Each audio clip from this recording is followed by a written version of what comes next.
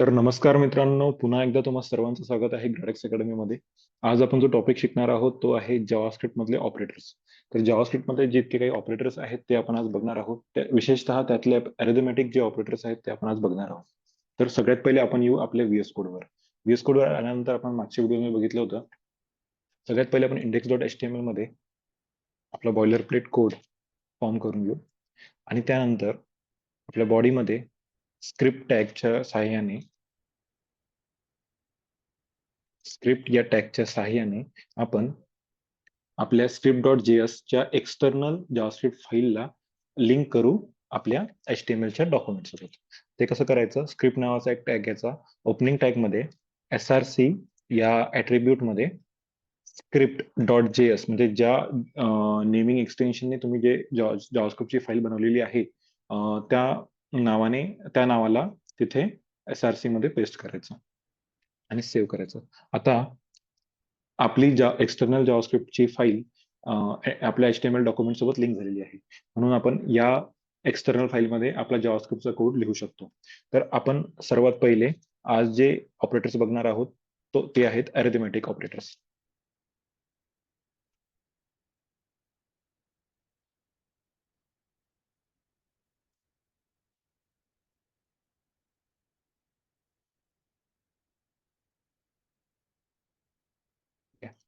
So arithmetic operators मध्ये सर्वात पहिले आपल्याला दोन गोष्टी लागतील.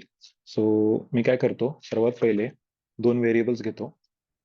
a इज इक्वल टू 5 आणि let b is equal to 2. आता या दोन व्हेरिएबल्सवर आपण आपल्या अरिथमेटिक ऑपरेटर्स जितके आपण आज बघणार आहोत ते सर्व ऑपरेटर समजून घेऊ. ठीक आहे. तर सर्वात पहिले मी console.log मध्ये दोन्ही ऑपरेटर्सला प्रिंट करतो. ए एक स्ट्रिंग मध्ये a is equal to then comma a again comma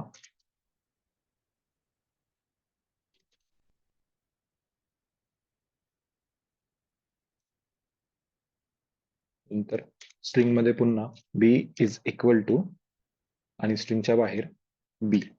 याला सेव्ह करतो.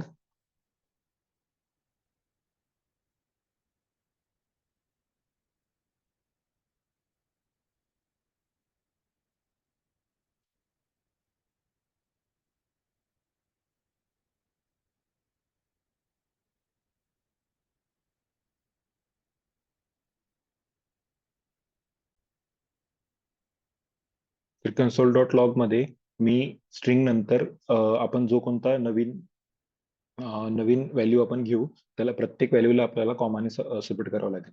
सो मी ए ची व्हॅल्यू आणि बी ची व्हॅल्यू या ठिकाणी प्रिंट केली आणि आपण कन्सोल मध्ये बघू शकतो. आपल्या कन्सोल मध्ये a इज इक्वल टू 5 आणि b इज इक्वल टू 2 हे प्रिंट झालेलं आहे. आता अरिथमेटिक ऑपरेटर्स मध्ये आपण console.log च्या साहाय्याने सर्व ऑपरेटर्स एक एक करून समजून घेऊ. ठीक आहे.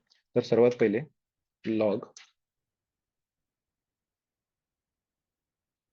console.log a प्लस b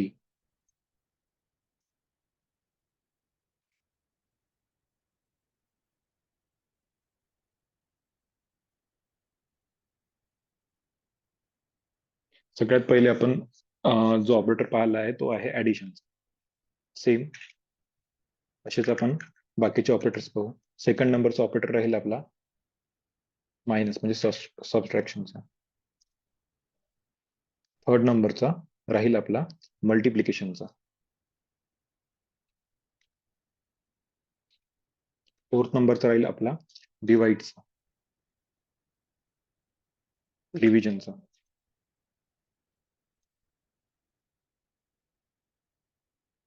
हे चार बेसिक ऍडिशन, सबट्रॅक्शन, मल्टिप्लिकेशन आणि डिवाइड झाल्यानंतर आपण दोन नवीन पाहणार आहोत. त्याच्यापैकी एक आहे मॉड्युलस आणि दुसरा आहे एक्सपोनेन्शियल.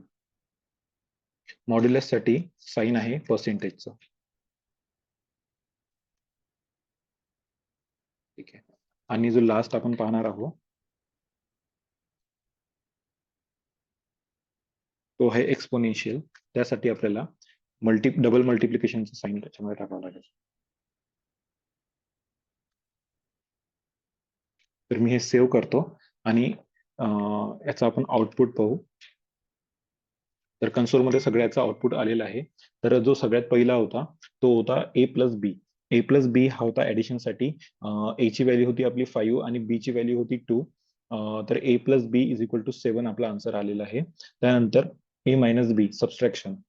सबट्रॅक्शन ए ची व्हॅल्यू होती 5 आणि -2 इज इक्वल टू 3. त्यानंतर होतं multiplication A 5 multiplied by B 2 is equal to 10. Then होतं आपलं डिव्हिजन. ए म्हणजे 5 डिवाइडेड बाय 2. त्याचा आन्सर आहे आपला 2.5. त्यानंतर होतं मॉड्युलस. मॉड्युलसचा काय अर्थ असतो? जो कोणता आपल्या भागाकार म्हणजे डिव्हिजन केल्यानंतर जो कोणता आपला रिमाइंडर उरतो त्या रिमाइंडरचा आन्सर आपल्या मॉड्युलस मधून येतो. ठीक आहे. तर ए मॉड्युलो 2 म्हणजे ए मॉड्युलो बी म्हणजे 5 मॉड्युलो 2 याचा आन्सर राहणार 1. कारण की 5ला जेव्हा आपण 2 भागतो तेव्हा आपला जो रिमाइंडर उरतो तो उरतो 1. ठीक आहे. त्याच्यानंतर आहे एक्सपोनेन्शियल. एक्सपोनेन्शियल म्हणजे काय की याचा सिम्बॉल आपण यूज करतो डबल मल्टिप्लिकेशनचा साइन. ठीक आहे. याचा अर्थ असा असतो की जो रेस टू द पॉवर आपण ज्याला म्हणतो, जसं की आपण ए आणि बी घेतलेला आहे. तर ए आहे 5 आणि बी आहे 2. तर ए एक्सपोनेन्शियल बी म्हणजे ए रेस टू द पॉवर म्हणजे 5 रेस टू द पॉवर 2 असं याचं हे राहील. आणि 5 रेस टू द पॉवर 2 म्हणजे 25. अशा प्रकारचे हे बेसिक अरिथमेटिक ऑपरेटर्स आहे. आणि अशाच प्रकारच्या व्हिडिओमध्ये आपण जावास्क्रिप्टच्या ऑपरेटर्सचे आणखी काही प्रकार पुढे पाहू. तोपर्यंत धन्यवाद.